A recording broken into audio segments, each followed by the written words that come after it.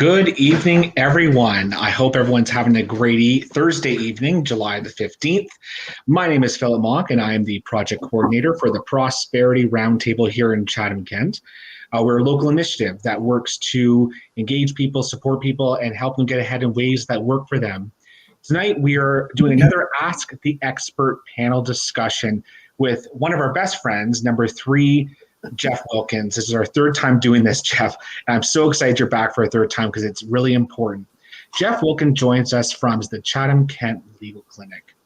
And he's here to talk to us today about tenant law, tenant rights, and responsibilities. Jeff, I'm going to turn it over to you to introduce yourself. Okay, thanks a lot, Phil. This has been fun and I think very informative for a lot of people. Good evening. Like Philip said, my name is Jeff Wilkins, and I'm a paralegal housing stability worker for the Chatham-Kent Legal Clinic. I've been licensed by the Law Society of Ontario for over 10 years, and I've worked for private and corporate landlords as well as London Middlesex Housing. And as Phil mentioned, I'm now at the Chatham-Kent Legal Clinic.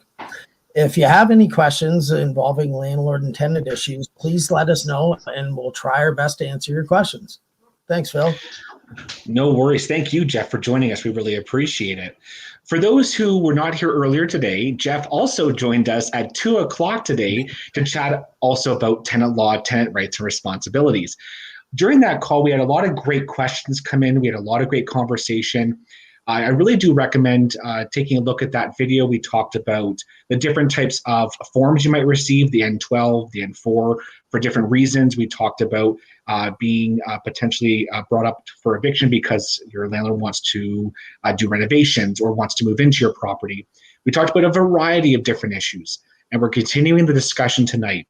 And so, Jeff, as we get going, one of our first questions for you is, my landlord just informed me that they're going to be increasing my rent. Is that legal, and can I do anything about it? Right now, that is not legal. Sounds like your landlord missed the announcement that happened by the Ontario government for the last 8 months at least, that rent won't be increased this year. Rent will be able to be increased next year. I believe it's by 1.5%, but right now there's still a freeze on rent increases. So if you are told by your landlord that you need to have your rent increased for one reason or another, please get a hold of the legal clinic. We can let you know exactly what the rules are surrounding that. But right now, landlords are not allowed to raise the rent, period. And that's good to know. And I just as a follow-up to that, I'm wondering, do landlords have to provide any documentation or any letters stating how much the increase was going to be, when it's going to go into effect? Yes, but what I'd like to do is back up just for a second. Of course, yeah. With the rent increases, unfortunately, if you're in a co-op, you're considered a member and you're not considered a tenant. So if you are in a co-op, a lot of co-ops are still raising the rent, and that is legal this year. But a lot of other co-ops have also decided, look, this is kind of a loophole. We don't want to get into that. So they've kept the rent at the same prices. But if you are in a co-op, unfortunately, you are exempt from that. And unfortunately, that's the way it's going. Now, sorry, what the question with the notices, Phil? What was that? No worries. That was a very important point. The distinction between co-op housing and most other types of housing is that difference in terms of, and can you just repeat that again? In a co-op, you are not considered a tenant. Is that what I heard? You're not considered a tenant. You are technically a member. Now, if you do get a rent increase, you can still go to your co-op board and make an argument against that. And I would suggest that tenants do that because co-op boards are listening, but they are exempt from the rent freeze, unfortunately. Got it. Okay. And my follow-up question was, for any type of rent increase, does it just automatically happen, or do landlords have to provide a letter with the reasoning as to why they're increasing and how much the increase is going to be? A landlord has to provide a prescribed form from the landlord and tenant board. It can't be a text, it can't be a letter, and it has to be what they call an N1, a notice of rent increase. Now, with this rent increase, they have to give you 90 days notice so that if you decide you don't want to take that rent increase and you'd like to leave, that gives you enough time to give the landlord 60 days notice to end your tenancy. That being said, there's not a lot of stock out there, and anything that you are moving into as of today kind of thing, if you've been a tenant for a year, your rent will take a pretty big jump, because if a tenant moves out of a unit, the landlord can increase the rent in that empty unit for the next tenant that comes in. Ah, okay. And this is more, I guess, my personal curiosity, and hopefully those of our listeners too. That rent increase, can the landlord really make it however much they want to rent that apartment for, or are there stipulations on how high or how big that jump can be once that person moves out If and you're they're offering it? If you're a sitting tenant, next year in January, the landlord can increase the rent by, I believe, 1.5%. But if the tenant does leave the unit, the landlord can increase that rent by whatever he wants to. I've seen rents double when the tenant has moved out. For example, you have a tenant that's lived there for 20 years and they paid $600 in rent for a 2-bedroom apartment.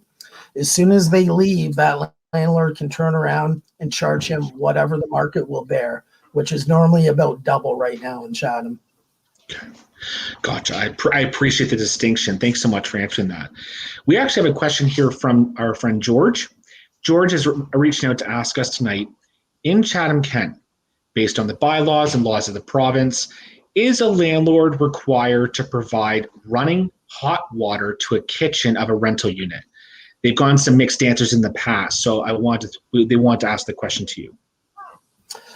Well, if your water is included in the lease, like the landlord is providing water, electricity, and stuff like that, yes, he definitely has to provide it. But if the lease doesn't state that he has to provide it, or if he hasn't provided it in the past, then it is the tenant's responsibility. But remember this, if it is in the lease, he does have to provide that. And if it isn't in the lease, but he's provided it for the last year, he's still going to be taken to task to say, well, you've provided it for the last year. Why have you stopped now? And that's going to be a tough question to answer at the landlord tenant board. Okay. So what I heard was that basically if you're leasing and it covered in the lease is utility, so it's an all-inclusive lease or water lease is included in the lease price, then or the rental price, the landlord has to keep providing that service. They can't just shut it off arbitrarily. Okay. But if I, the renter, am renting a space, just paying rent, and I take on the utility costs myself, if the water stops running, that's on me, the tenant, not on the landlord to provide. Exactly. That's the tenant's responsibility because it says it in the lease that the landlord's not providing it. Okay. So it's not like there's a provincial law that says that all utilities must be provided regardless. Okay. Just want to confirm that piece. Okay. Now, just to follow up to that, what if the water stops running because of a repair issue? So even if the tenant is paying for the utility, but then the pipe breaks, what happens at that point? What are we looking at there? The first thing I would suggest would be to contact your landlord via email. That's the preferred, or text. Try not to phone them because then it's a he said, she said thing, but let your landlord know in writing of what the repair issue is.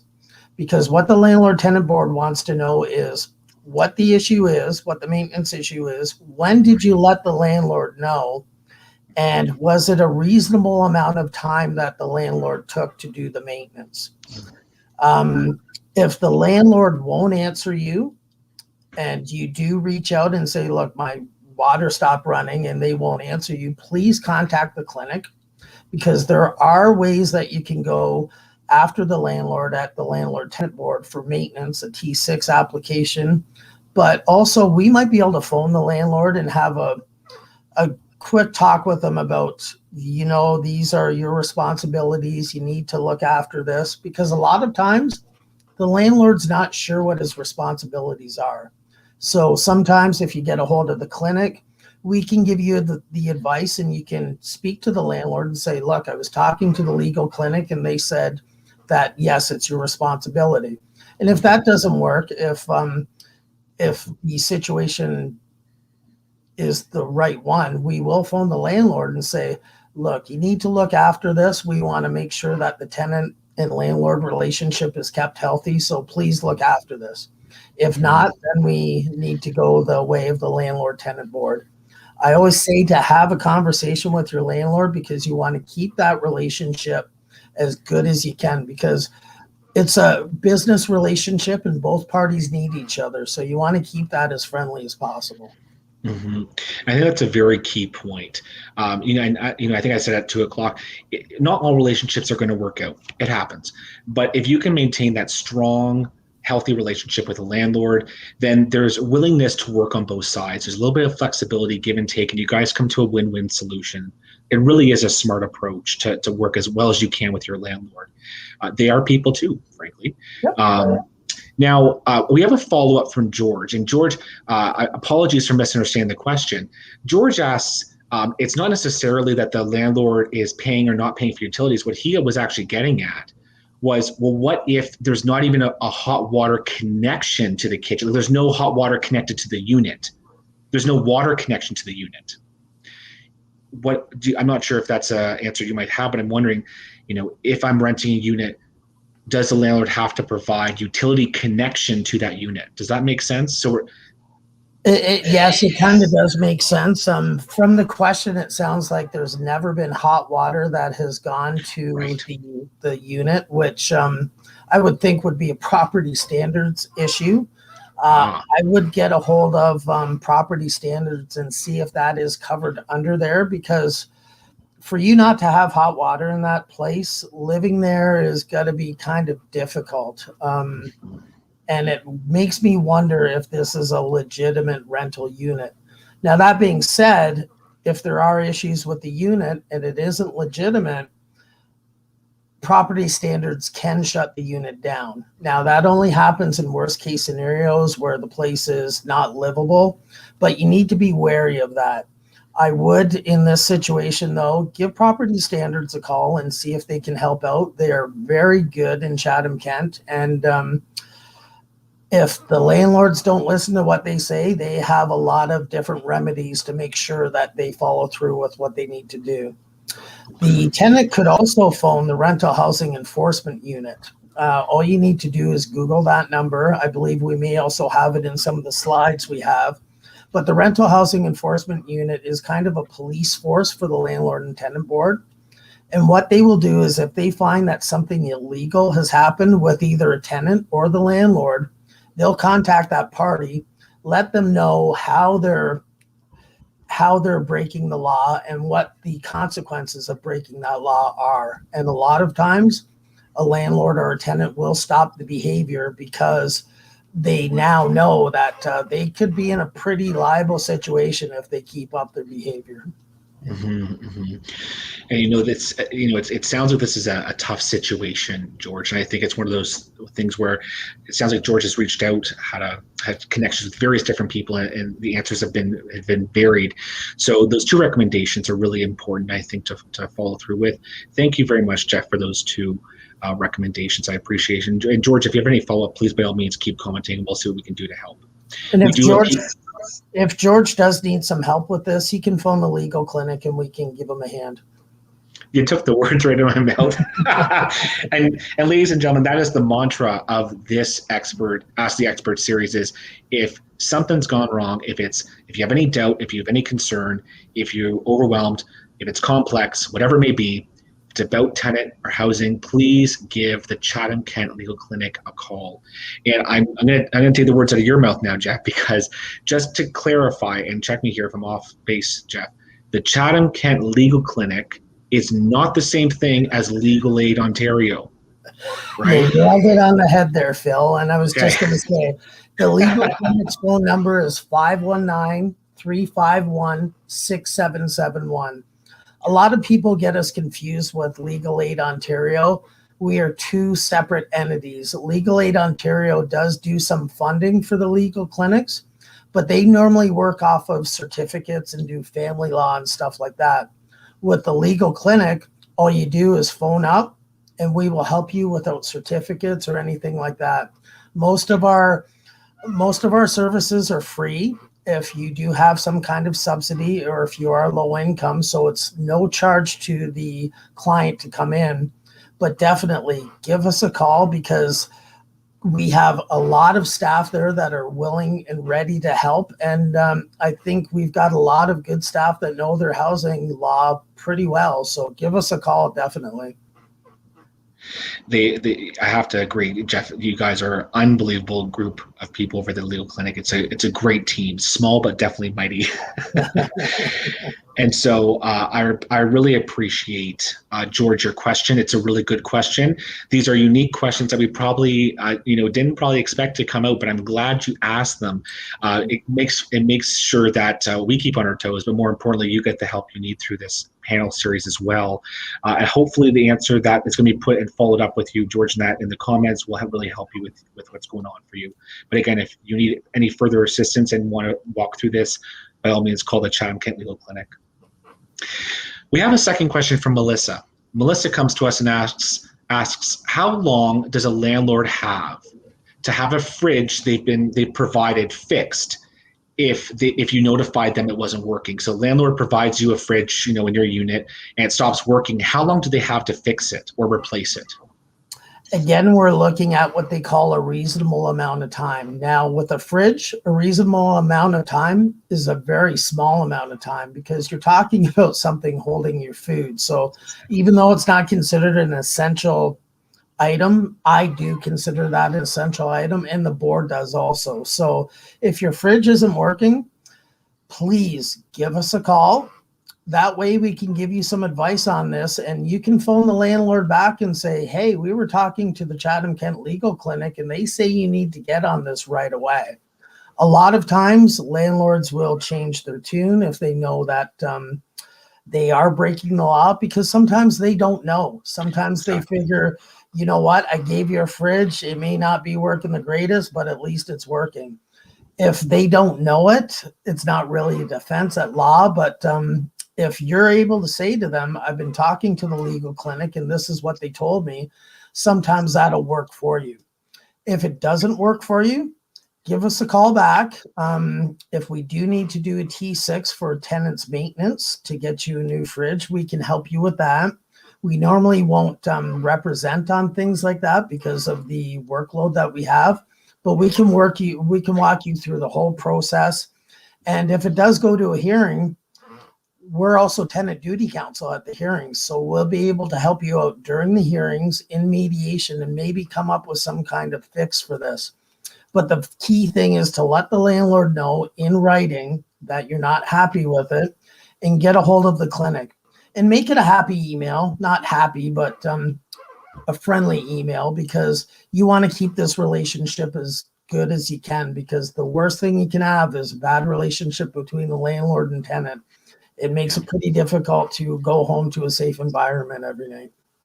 Absolutely. Absolutely. Thank you very much, Melissa, for a great question. I think a lot of people have been, even at 2:00, we had a very similar question. It sounds like a lot of people are working through maintenance and renovation issues with their landlords. So I'm really appreciative of that question. Another question to follow kind of that up is, it's really tough right now in our community to find affordable housing. And what I mean by that is housing that is affordable for the money I make, be it I'm on Ontario Works ODSP, I could be working at minimum wage, or I could be working full-time, part-time. It's tough to find housing. And with that all considered, if I get an N12, and you might have to qualify this, so an N12, or what type of notice is that, before I finish my question?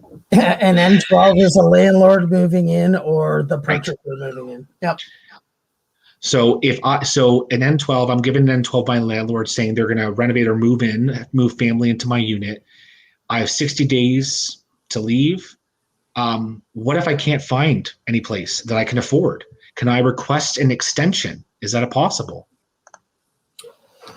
With the N12 notice, even though it looks like an eviction notice, it is just a piece of paper that the landlord has printed off of the internet saying that I'd like you to move out. If you take a look at the notice, it looks very scary. It has the word eviction in it and a termination date. But this is just a notice letting you know that the landlord is going to move in. They still, if you don't agree with that, you still have the right to a hearing. So you don't have to move out by that termination date. But that being said, in case it's legitimate, I'd start looking pretty hard at places that you can find. Now, a lot of these N12s are served, I'd say at least a quarter of them are served in bad faith, which means the landlord is serving the N12 to try to get the tenant to move out, because all these notices look like eviction notices, but they are not. To have an eviction, the landlord has to file that N12. Then there has to be a hearing which the landlord and tenant both can attend. And the landlord has to prove to the member that, yes, they are moving in, and yes, they do need the spot. At that point, there will be an order that will be given by the landlord and tenant board, and that order has to be taken to the sheriff by the landlord. It has to be filed with the sheriff, and then the sheriff has to come, post a notice on your door, and then 5 to 7 days after, he will change the lock. So this is a long process that goes on. That being said, if you do get an N12, keep looking for a place, because there is a chance it could be legitimate. If it does get to the point of a hearing and you want extra time, the member is going to ask you, well, you've had X number of months before this hearing. What have you done to try to look for a place? Mm-hmm. And if you've got a list of places you've looked for, that may sway them. But it's kind of, they're going to have to hear what the other side's story is too. If the person moving in already has a place, they may give you a little more time to move out.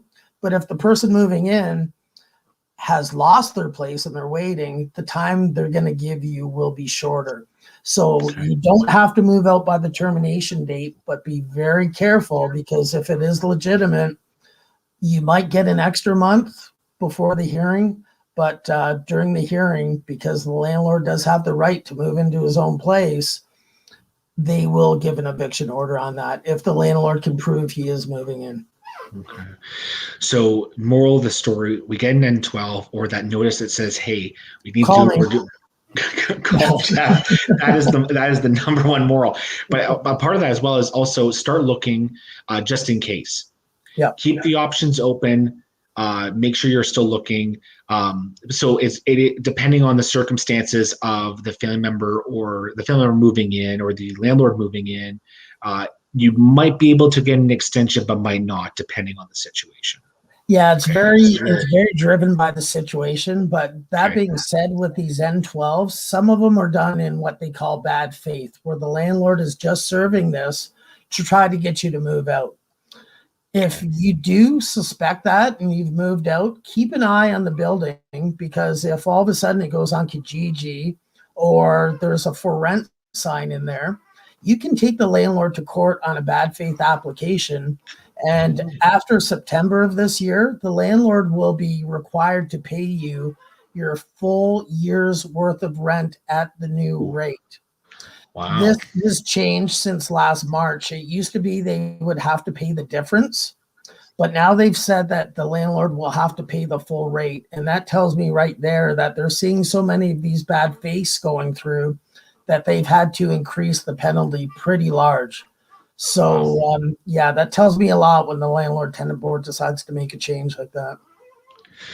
I was going to say that is pretty significant change. I mean, it's a great protection for tenants. And I think it's a great warning to say, listen to landlords, we want you to do the right thing. And to be fair, I mean, a lot of landlords are really above board. They try their best to be as the best landlord possible and follow the legislation as much as possible. But there's always those couple, right? So, I mean, that's why legislation comes into effect. So following up on kind of types of notices you might receive and leaving apartments, a landlord, you're moving in with a pet or, a couple pets, maybe a cat, a dog. Kind of a two-parter question. Can the landlord ask for a deposit for potential damages? So I want $500 for if your cat rips up my carpet. Can they ask for a deposit when you're moving in because you have an animal? The only deposits that the landlord can ask for in Ontario is the last month's rent deposit and a key deposit. A lot of landlords will ask for a damage deposit for pets. That is not legal at all. Some landlords may even try to take your last month's rent and put that towards damages. That's not legal either. There's an actual section in the Residential Tenancies Act that says no pets clause is void, because I've seen a lot of landlords say you can't have a pet here. Well, they are not allowed to say that. When you're a tenant and you move in and you want a pet, you can get a pet. If they try to turn around and say you've got a pet and I want a damage deposit, that's not legal at all. And if they push you on it, get a hold of the legal clinic, because we can give you that statute that you can quote right to the landlord and say, look, it's here written in stone. I'm allowed to have a pet, and you can only charge me a deposit for these 2 items. Okay.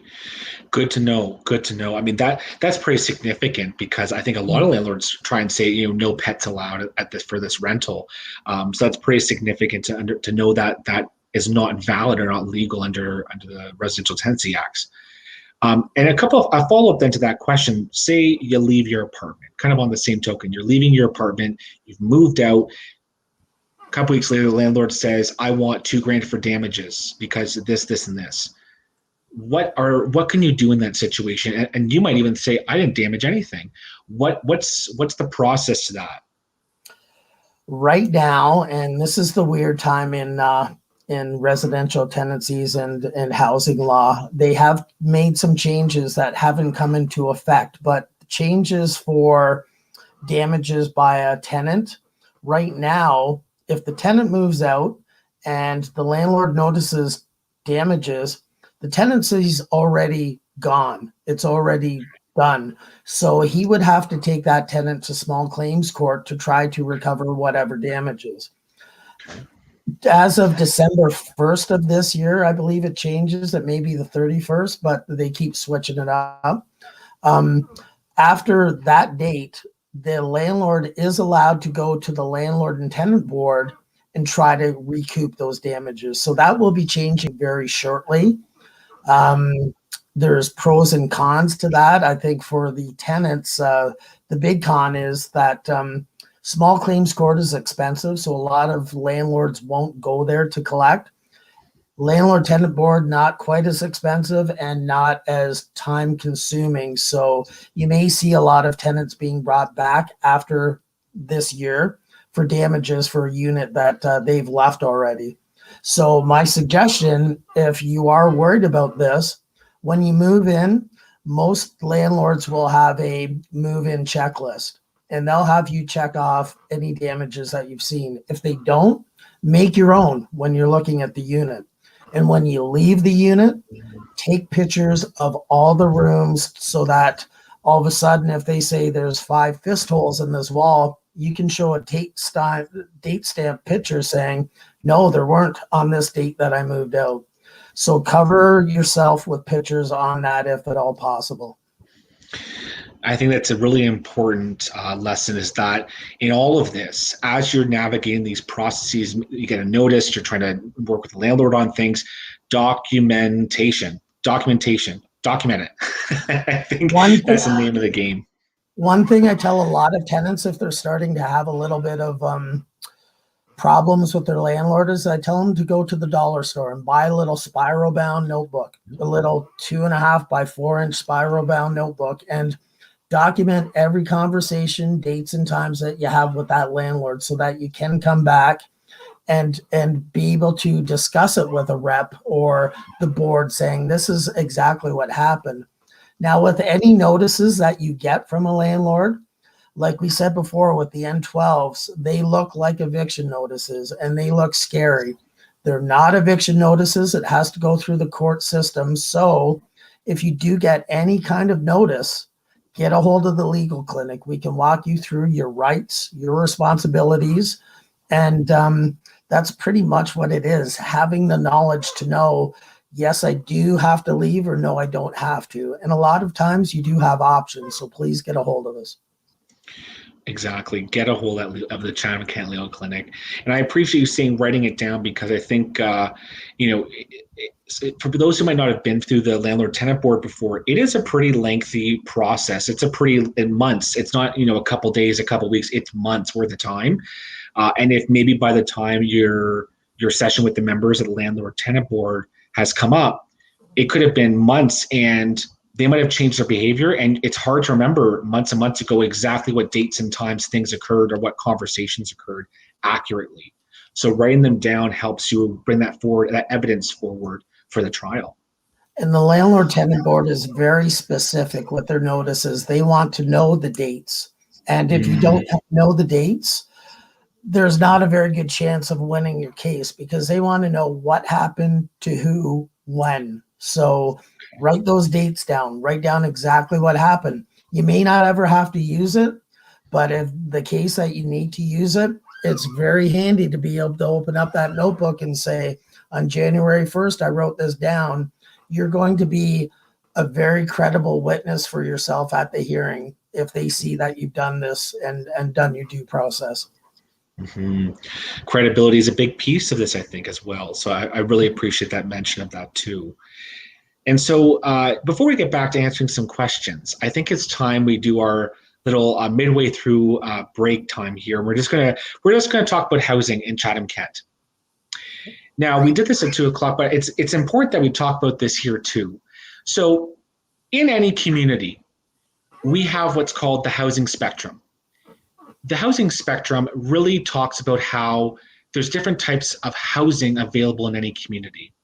It goes from homelessness all the way up to market home ownership. So as you can see with the scale there, starts at homelessness, goes to emergency shelters, transitional housing, social housing, or what's also called rent geared to income housing, affordable rentals, affordable home ownership, market rental, and market home ownership. It sounds like a lot of different types of housing, but really these types of housings exist in our community in most communities in some capacity.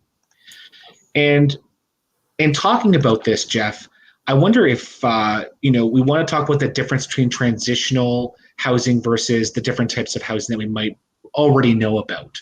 So I wonder if you want to give us a little spiel on transitional housing. Sure. Normally what happens with a client when they are made homeless, they're made homeless. Could you turn that back, Phil? Yes, thank you. When they're made homeless, they have to find a place to live, and that's normally an emergency shelter. And from the emergency shelter, which ideally they'll only be there for a week or so, they tried to get them into what they call transitional housing, which is a housing that the tenant can stay there for a year to 2 years to try to get back on their feet, to try to learn some of those life skills they may not have had when they were homeless and on the street.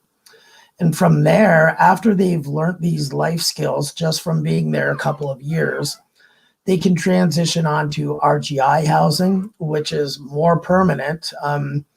You don't need to leave RGI housing unless you can. And then from RGI housing, a lot of people will go to RGI. They're only paying 30% of what their income is. So even though they don't have a lot of income, their rent is fairly low in RGI housing. And from there, hopefully they can get a leg up, maybe get a better job opportunity, and then bounce into what they call affordable housing.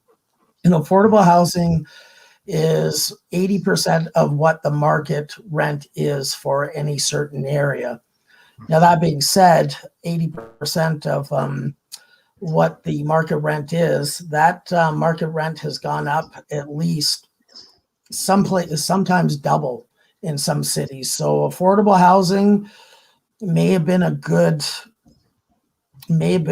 thought about 5 years ago, but with the perfect storm of COVID hitting and then the housing market going through the roof, affordable housing is still a little bit unaffordable. After that, hopefully, once you've gone through affordable housing, you can go on to your own housing. And it's kind of steps to try to make it so that you can succeed in keeping your housing. Unfortunately, there's gaps in the system. Of course, we all know there's not enough RGI housing out there because it's just not being built. There's not enough transitional housing because we don't have the funds for that also. So there is a kind of a gap in the continuum. But Yeah. I do notice, being from London and working in London a lot, the difference between London and Chatham is Chatham seems to be filling those gaps, and not quite sure how they're able to do it, but they're doing a great job at it. Mhm. I think we heard before that in one of our committee meetings about how many people were sleeping rough, and I was amazed that the number was double digits. So Chatham-Kent is doing a good job at trying to fix this, but it's a problem that the province and, quite truthfully, the federal government need to get involved with. About Mhm. 15, 20 years ago, the federal government used to run the housing programs, downloaded it to the provinces, but they also downloaded all the problems and got rid of the funding. So that's kind of where we are with the housing continuum as I see it. Correct me Yeah. if I'm wrong, though, Phil. No, I think you laid out a great case for the housing continuum. I mean, again, just to reiterate, this housing continuum or this housing scale really is showing you how the steps along the pathway to different types of housing and how each type of housing is so important to get to that next step. It's really tough, especially what Jeff mentioned: transitional housing, social, or what's called rent geared to income housing. We lack a lot of that. We also lack a lot of affordable rental housing in our community. And what that translates to is, in our community, we actually have about less than 1% vacancy rate. What that means is, of all the different types of housing available, all the rental units specifically that are available, so that's rent and affordable, market rent, social, transitional, we're getting some transitional, all those different type of rental units, we're below 2% vacancy, which means less than 2% of rental units are available in our community. That's pretty significant. And that's not just Chatham-Kent. Across the board, most Ontario cities have a very low vacancy rate. And with low vacancy rates come increased prices. And this is what Jeff was kind of getting at with affordable housing, is that if you're paying 80% of market rent, if market rent is $1,000, I'm going to pay 800 on affordable housing. But when market rent starts going up to 1,500, 1,700, my 800 is now going up to $1,300, $1,400. It just keeps creeping up with market rent. So the gap between the different steps starts to grow, and it's really tough to move to that next stage, that next level. And this is why it's so important that we as a community advocate for different types of housing, investment in housing for all of us, because it really does affect our entire community. Jeff, I'll turn it back over to you. I know you might have a couple of comments on that. Well, no, you nailed that on the head there, Phil. And I think one of the problems that I'm seeing, and I kind of get it, but on the other hand, we are in a housing crisis. Um, Yes. in a lot of municipalities, they're trying to start with transitional housing or start with shelters to try to get people off the streets. And we keep hearing this, not in my backyard. Well, whose backyard is it going to be in? Because if it's not in your backyard, it's going to be under the bridge. It's going to be at the parks. I see this in a lot of municipalities. And I get people are worried about their property values going down, but really, I'd rather have a housing place right next to my house, knowing that people are housed, than Mhm. having to see them sleeping on the streets every morning. So that's a bit of the problem that a lot of cities are going through, is the not my backyard. Mhm. I get it, but on the other hand, it's going to have to be in somebody's backyard, unfortunately. And I'd rather see that than seeing people sleeping on the streets, because the further east you move from Chatham, the worse you see tent cities. And we're in the summer right now. I can just imagine what's going to go on in the winter. When I Yeah. started in Chatham 3 years ago, there were no tent encampments. You have them now, and that says a lot. Yeah. A very frank statement, but I think it's an important statement to make. It's one of those things where the problem will not go away by ignoring it, unfortunately.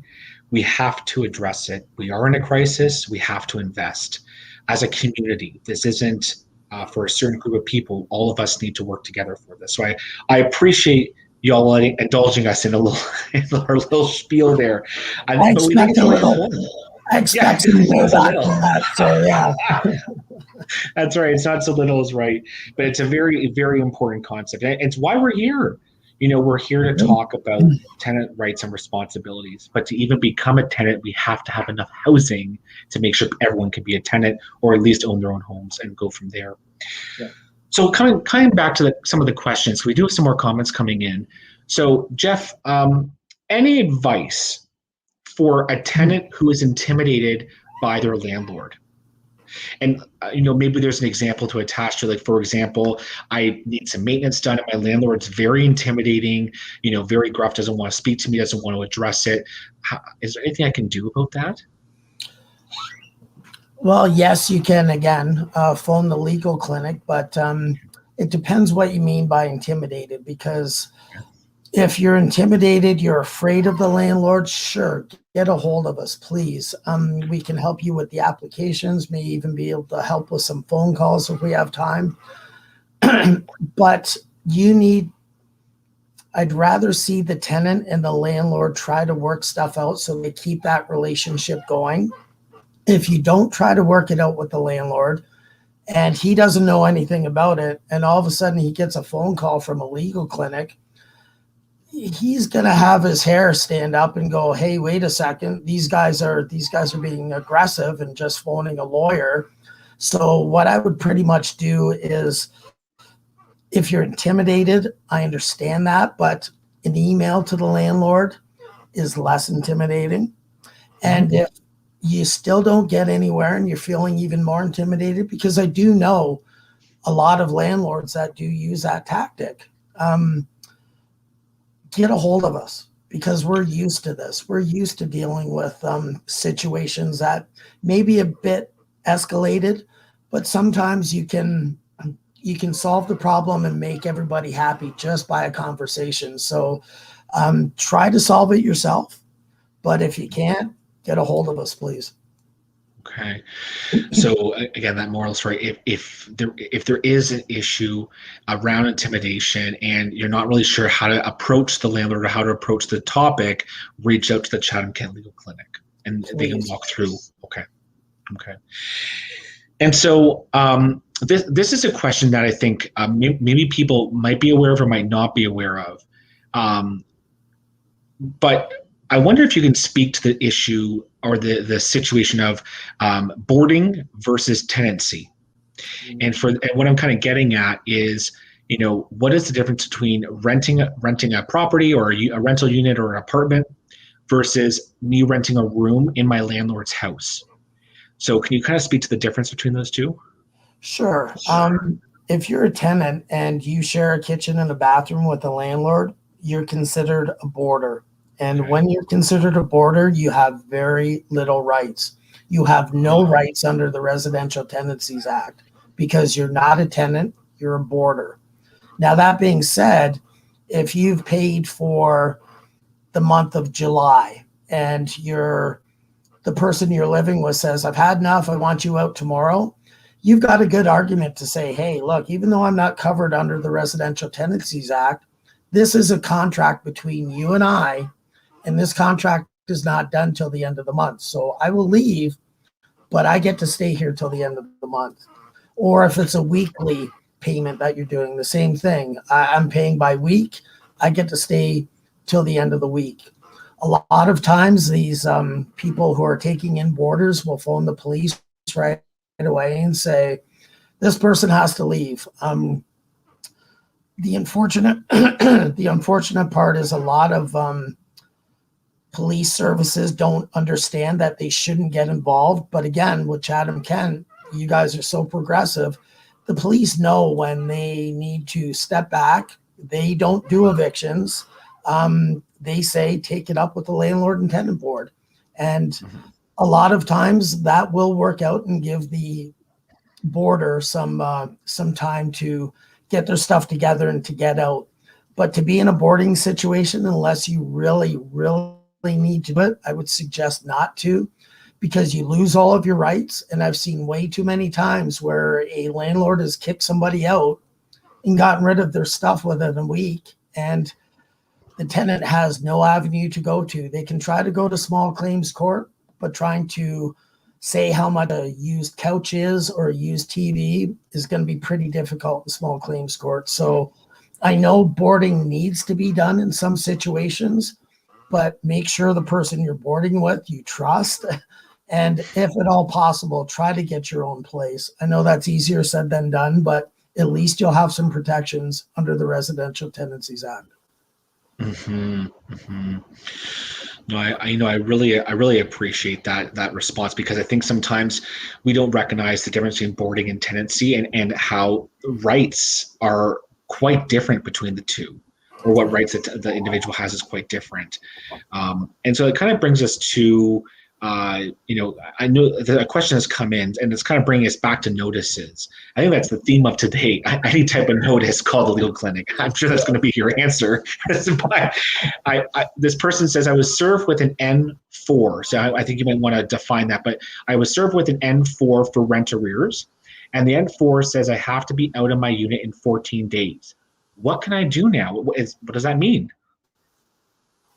Again, this is just a notice that is printed off of a computer from the Landlord and Tenant Board. If you read the notice carefully, it says you could be evicted, and we would like you to move out of the rental unit by this termination date. Could does not mean will, and like to, well, that's good that you'd like me to move out, but it's probably not going to happen. So this notice is just a notice. What they have to do is they have to put a termination date after they serve it to you for 14 days after that. So that gives you 14 days to try to catch up on your arrears. If you can't catch up on your arrears, they are allowed to file that with the Landlord and Tenant Board.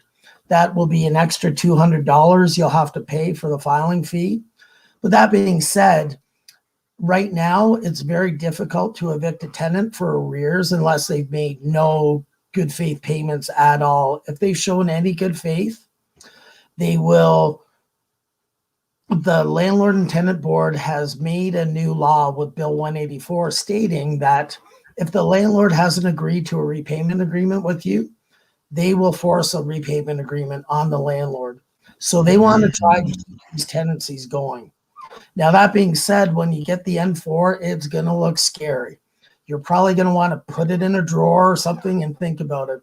Get a hold of the legal clinic, or even better, Employment and Social Services, because a lot of times there is supports out there, and you may be able to get some kind of help from Employment and Social Services. They've been very helpful through this. I have no idea how they're still doing it, but they've saved a ton of tenancies trying to help with arrears. And if they can't pay the full thing, a lot of times, if they can pay some of it and then the landlord agrees to another repayment agreement, then the tenancy's saved. And all you have to remember is make those payments on time. If it's a day late or a dollar short, the landlord can move to the board to try for an eviction again without a hearing. So anytime you get a notice, it's very important to get a hold of us. If you get an N4 notice and you're on any kind of assistance, get a hold of Employment and Social Services. They have a very robust program to try to help out with this. And the amount of tenancies they've been able to save has been astronomical since I've started. I'm amazed with the programs they have. You know, it's a really good point. For those who don't know, Employment and Social Services does provide some programs that help with rent arrears, so that's people who might be backdated or behind on their rent. It also supports, for those whose utilities have been disconnected because of arrears, they can help with that as well. There's a variety of other supplements they provide. So if you need that support, you can always call the Chatham-Kent Legal Clinic, and they will direct you that way as well, depending on the situation.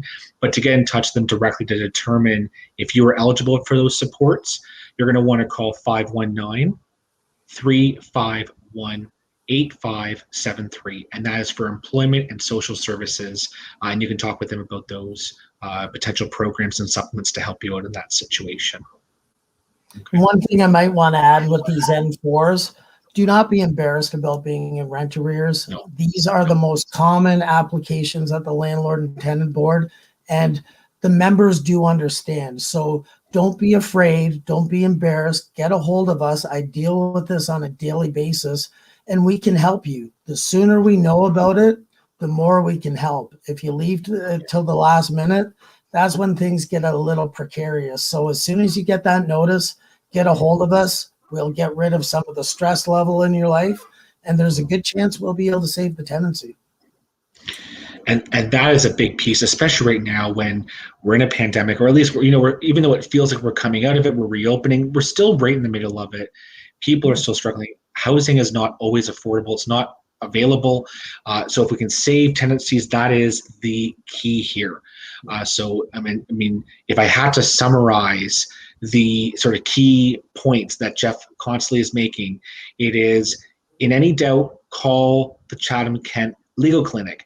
They will provide supports to help you know the laws, help you understand your rights and responsibilities as a tenant. Second thing, document. If you have to go through the landlord tenant board, please document what is going on between you and maybe other tenants, or between you and your landlord, because you need to have concrete evidence, dates, times, when, where, who, what, why.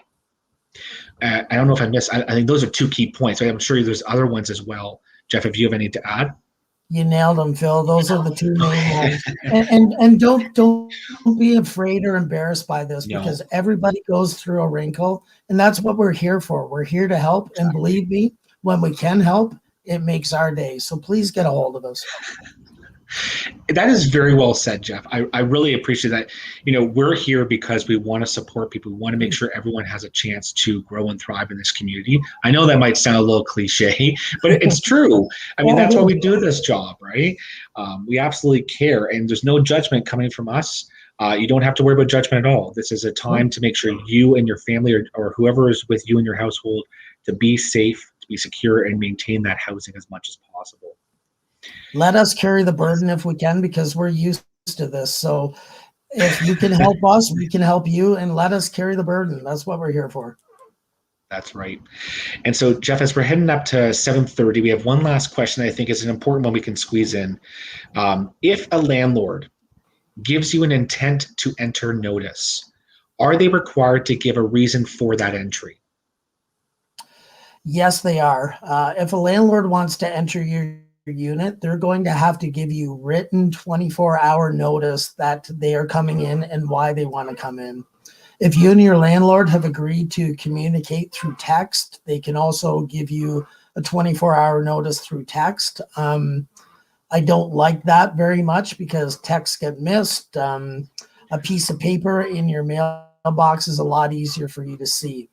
Now, they have to give you 24 hours notice, and the Residential Tenancies Act states it has to be from 8 o'clock a.m. to 8 p.m., but that's changed with case law, and now it has to be a 4-hour window, so you're not sitting at home for 12 hours waiting for your landlord to come in. They have to be legitimate reasons, changing an air filter, changing a battery for the smoke alarm, doing an inspection, and they can inspect every week. It maybe a quarterly one, maybe a yearly one, but doing an inspection. There has to be a legitimate reason for it. Now, that being said, if there is an emergency like a flood or a fire, they are allowed to come in without notice, and rightfully so. They're trying to save the unit and trying to save your house, but you definitely have the right to a 24-hour notice. And I've seen this happen quite a bit, where landlords will not give a 24-hour notice. I've told them to phone the police, and I've been there when the police have gone to the building and pulled the landlord off of the property because they did not give the 24-hour notice, and said, if you don't give 24-hour notice next time, there's going to be more consequences. So the police are behind you on this with the 24-hour notice, especially with COVID, especially with the real estate industry going gangbusters like it is. A lot of people are trying to get around that 24-hour notice. No, this is your home. You're to feel safe there and to enjoy your space. So yeah, unless you get a 24-hour notice, they're not to come in, and you don't have to let them in. That's some great information. I think when it comes down to it, it's must be 24 hours in advance. They're going to give you that time window, that 4-hour time window, and there has to be a reason. There has to be a legitimate reason for coming in, as you mentioned. It can't just be to, every second day I want to come check how clean you are. There has to be a legitimate reason for it. Now, I do see that quite a bit where landlords will be that fussy and no, I want to see what you're doing. I want to see if you're packing your stuff. Again, I'm going to sound very repetitious here, but get a hold of the legal clinic, because at some point this becomes harassment. And if there is harassment by the landlord, there is a T2 application that we can help you fill out and maybe make the landlord stop this behavior. Because again, a lot of times the landlord just doesn't know the rules. They think, this is my property, I can do what I want to. Well, no, you forfeited that right when you started accepting rent for your rental unit. Powerful lesson right there. I appreciate that piece right there, Jeff. And so, it's still 7:27. Why don't we have one more question? I don't want to cut people off short here. So what if the landlord says my electronics are too loud, so I'm making too much noise? Can they take them away? Can they put a lock on them? Can they, what can they do if I'm making too much noise? Really anything? I'd like to see my landlord try to take my PlayStation away. That wouldn't work very well. No, your landlord has absolutely no right to do something like that. These are your belongings. This is your safe space. This is your home. So let's say, Phil, you own a house and the bank came in and said, your electronics are making too much noise. I want to lock them up. That's a ridiculous scenario. And please, if your landlord's doing that to you, contact us. I'd love to have a talk with this landlord about that. I think you said something very powerful. I think I just want to reiterate. I think sometimes people who are renting, and I'm a renter, sometimes people who rent, they might think to themselves, well, I'm renting, it's not really my home. I have to protect it. I have to be a certain way in my home. I can't really be comfortable in my home. But you just said something very important, which is the landlord gave up that right to enter and think of it like their own home or premises when they started accepting rent from you. This is your home, even though you're paying rent. Is that what you just said, if I'm not mistaken? That's exactly right. This is your home. You've paid for the right to occupy that space. Your landlord has lost all of their rights to going on, well, most of their rights to going on the property. They still have the 24-hour notice and stuff like that. But you see a lot of older landlords. I've always done it this way. No, this is your safe space. This is your place where you're supposed to be able to raise your kids and feel safe and go home at the end of the day and kick your boots off and enjoy yourself. It's your space. You've paid for it. So you have most of the rights in this relationship. Mm-hmm. I think that's a very important piece of the puzzle. It's one of those pieces where sometimes, as I said, people might think, well, I'm renting, it's not really my home. It is. In many ways, it really is, because it is your place to just consider it as your home. It's your house. It's where you're living. You're paying for that right. So make sure you know your rights and responsibilities by not only watching these Ask the Expert panel discussions, but there's a variety of other resources out there. And as we end off today, I'm wondering if you want to maybe talk about a thing that's dear to my heart, Clio. I didn't know if I'm maybe putting it on the spot here, but I really do think it's a great resource. It's funny, great minds think alike, Phil, because I was just going to mention that if you go on Clio, it's Continuing Legal Education Ontario. If you Google them, they have a ton of resources about, can the landlord charge me extra for pet damage? Can the landlord take my stuff? They have a ton of resources on there, and you can easily download them and read them. Another good place to go to is what they call ACTO, A-C-T-O, and that's the Advocacy Center for Tenants Ontario. Okay. They're the people that actually run the Tenant Duty Council program that I'm part of. And Tenant Duty Council, we are there at hearings to give free, brief legal advice to any tenants. They also have a ton of great information on there that has to do with tenants' rights and landlords' responsibilities. So if you have any questions, both of these websites actually have a messenger kind of thing where you can leave a message, or a chat function, and you can leave a message for it. So if you want to check that stuff out, you can. You can also Google the Residential Tenancies Act. That will show you the whole act in full. But quite truthfully, if you got a question about stuff like that, get a hold of the clinic. I don't want you to have to read through some of that residential tenancy stuff. The Clio and Acto are great, but if something's a little bit more in depth, get a hold of the clinic. That's what we're there to do. That's what we love to do. And like I said, it makes our day when we can help somebody out of a situation where they think that all is lost, and then within an hour, hour and a half, the sun's shining again. So please get a hold of us. That's what we're there for. Absolutely, absolutely. And those two websites, Clio and Acto, that Jeff was just talking about, they're going to be posted in the comment section below. So if you would like to go look and access those websites, you're more than welcome to as well.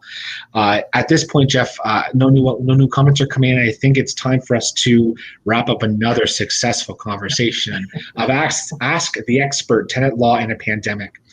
Jeff Wilkins, you have been an absolute shining star in the past 3 episodes. I am so grateful that you've been able to join us here for 3 episodes of Ask the Expert. I've learned a lot, way more than I really thought I knew. And not that I'm no expert by any means, but I learned a lot.